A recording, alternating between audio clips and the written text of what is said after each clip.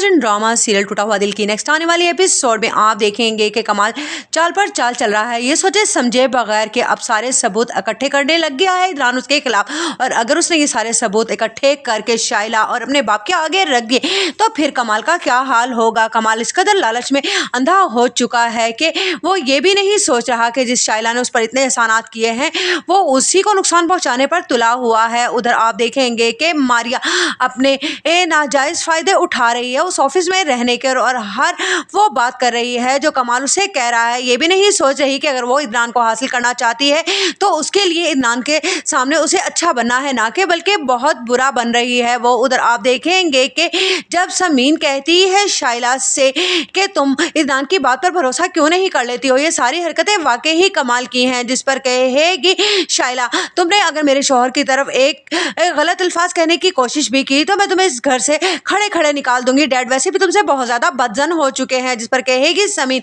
वो तो मैं जानती हूँ, लेकिन उस दिन से डरो जिस दिन तुम पर कमाल की हकीकत खुल जाएगी कि वो किस कदर गलत इंसान है।